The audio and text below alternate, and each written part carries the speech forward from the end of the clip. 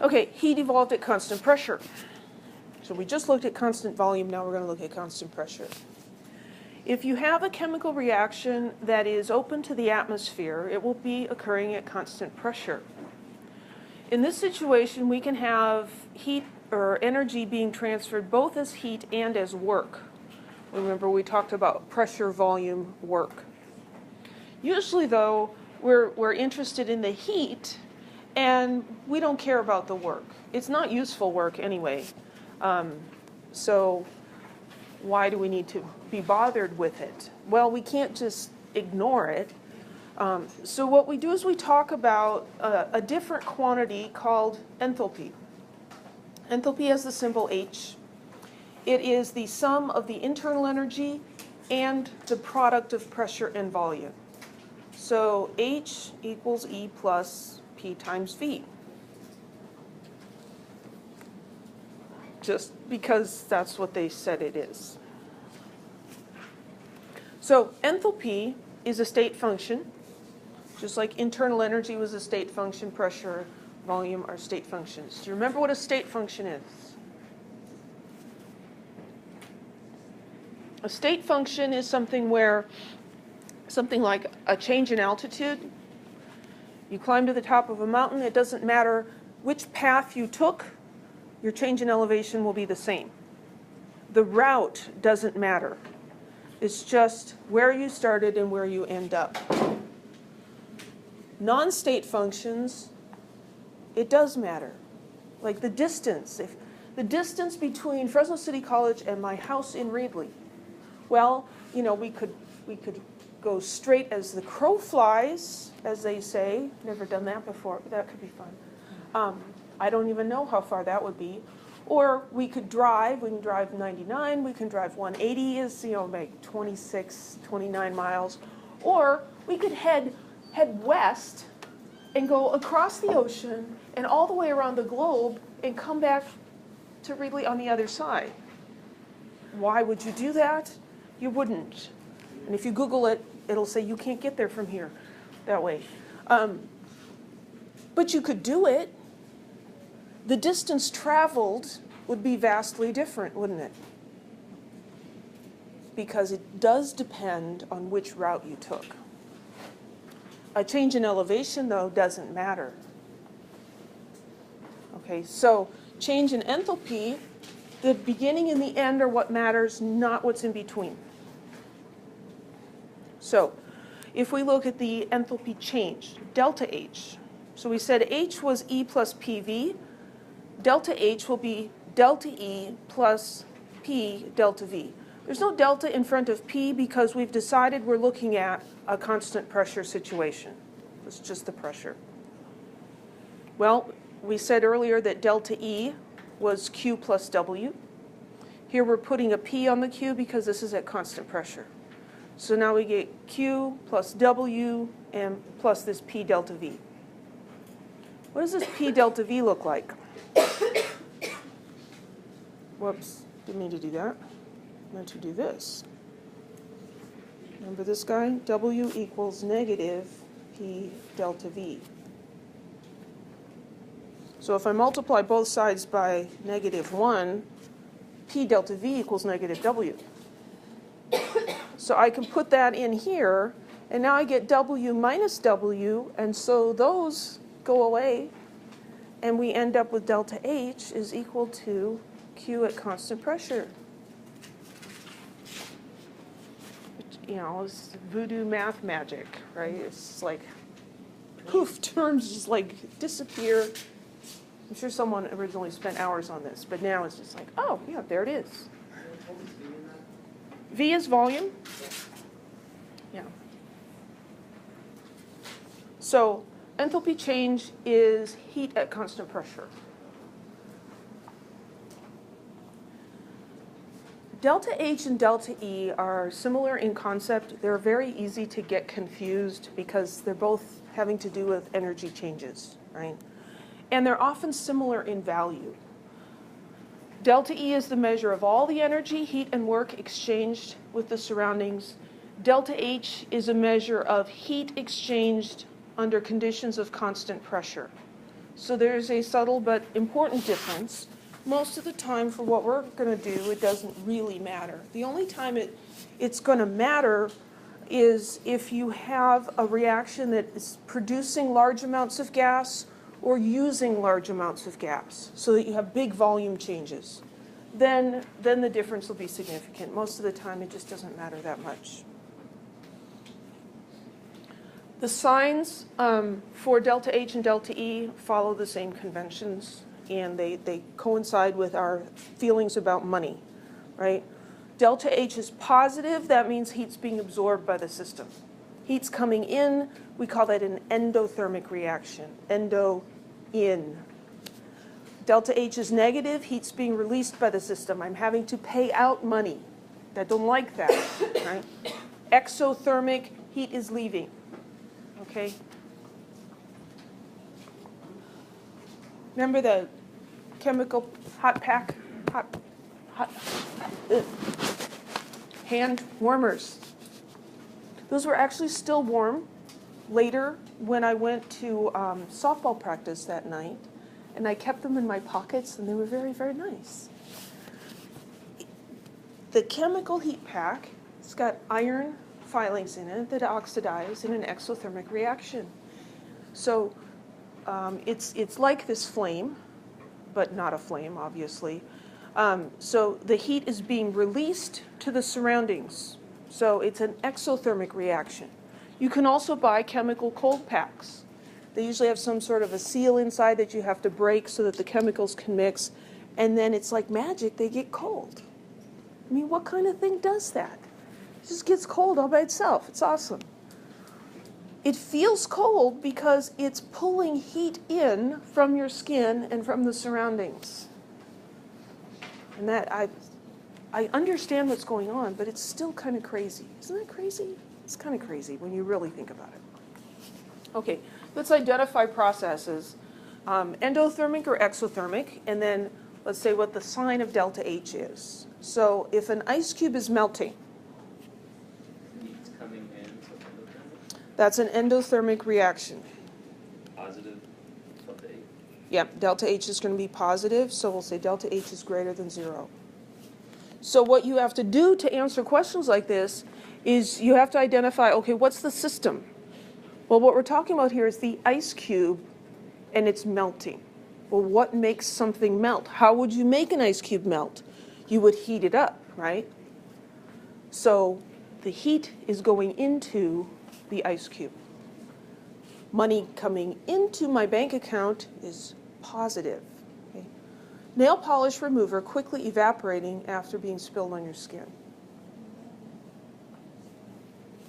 I heard murmurs of endo. Yes, that's endothermic. Because we're talking about the nail polish remover, the acetone. We're not talking about your skin. Why does it feel cold? Because it's pulling heat out of your skin. That's why it feels cold. Or you go get an injection, and they swab you with alcohol, and it's like, oh, that's cold. Because as it evaporates, it takes in heat. So that's endothermic. It'll also have delta H greater than 0. What about gasoline burning within the cylinder of an automobile engine? Exothermic. Anytime we talk about burning or combustion, it's going to be an exothermic reaction. And just think about, a Bunsen burner or a log. It's like, well, what's going on there? It gives off heat. You can feel it. The heat's leaving the system. It's exothermic. And then delta H is negative. And the best way to be able to answer questions like this is just to be able to think through it in your head. Because if you just try to memorize, you're going to get it backwards so easy. Any questions?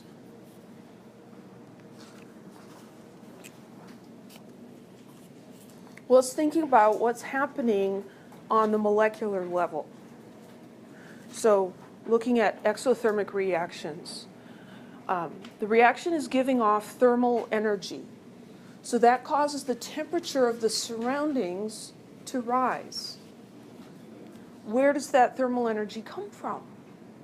It comes from stored energy, potential energy inside the reactants.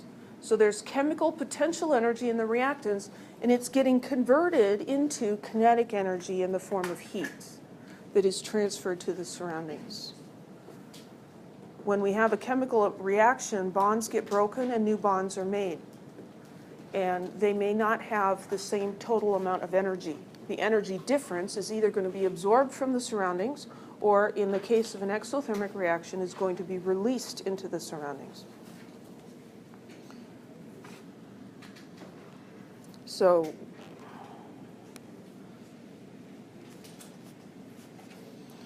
if we have a little reaction energy diagram here, where energy of the system is higher when it's higher on the page. So the products have less chemical energy than the reactants. So here we've got our products down here and our reactants up here. The reactant had more chemical energy stored in it. After the reaction, the product has less. This difference in energy had to go somewhere. It went to the surroundings. Any questions? Then the opposite's happening in an endothermic reaction. The reaction is absorbing thermal energy from the surroundings, which causes the temperature of the surroundings to go down. Again, we have bonds being broken and new bonds being made, but now the products have more chemical energy than the reactants.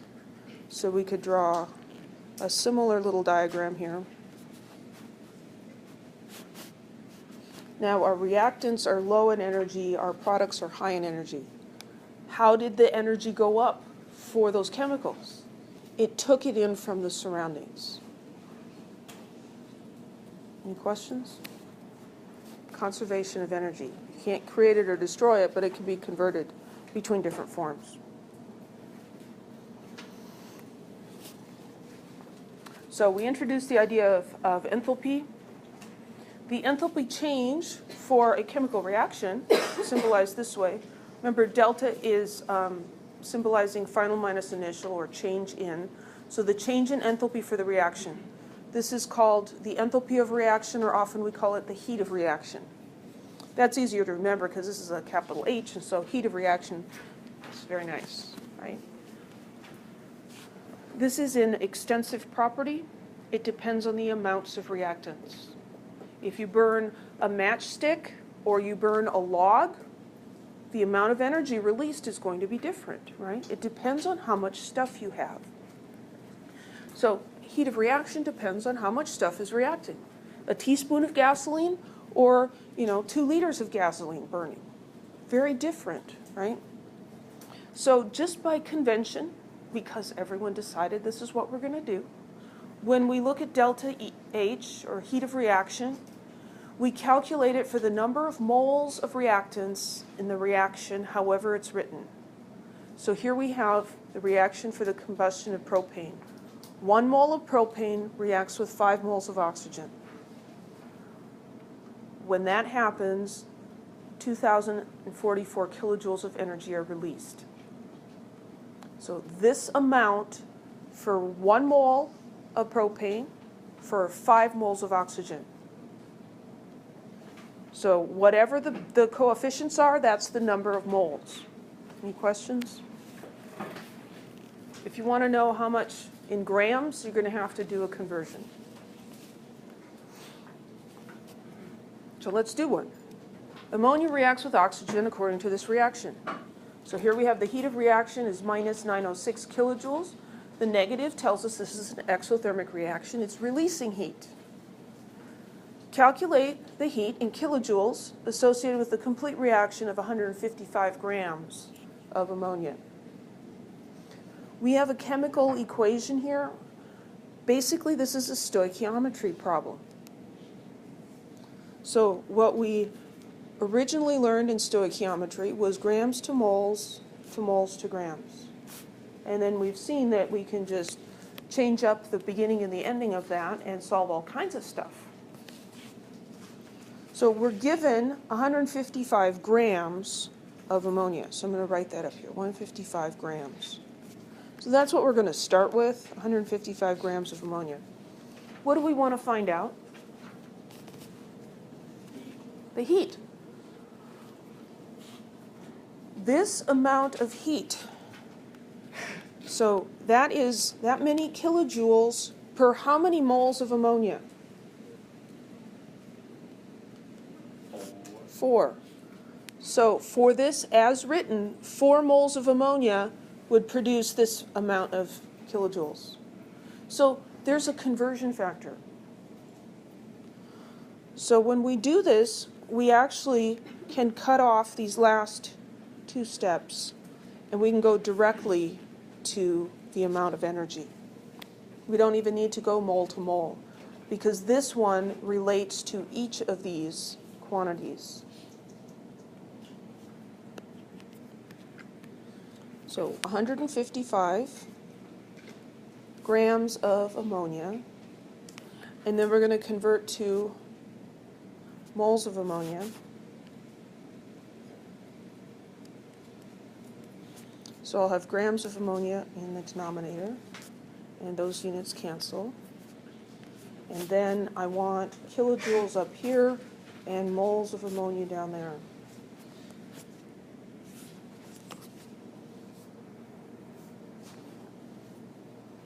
Kilojoules per mole comes from the heat of reaction that's given. Negative 906 kilojoules for every 4 moles of ammonia. The first term here is the molar mass. We could calculate the mass of nitrogen plus 3 times the mass of hydrogen. It's 17.034. Ammonia's a friend of mine. I don't like how he smells, but we're still friends. So 155 divided by 17.034, whoops, got an extra 3 in there, times negative 906 divided by 4. So this is giving me minus 2061. How many significant figures should this have? 3.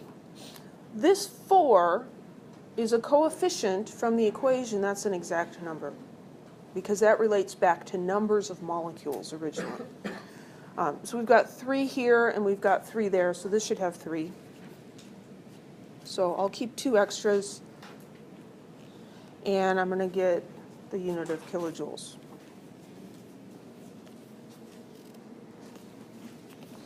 So rounding that, it's going to be minus 2,060 kilojoules, or minus 2.06 times 10 to the third kilojoules if you have issues with rounding.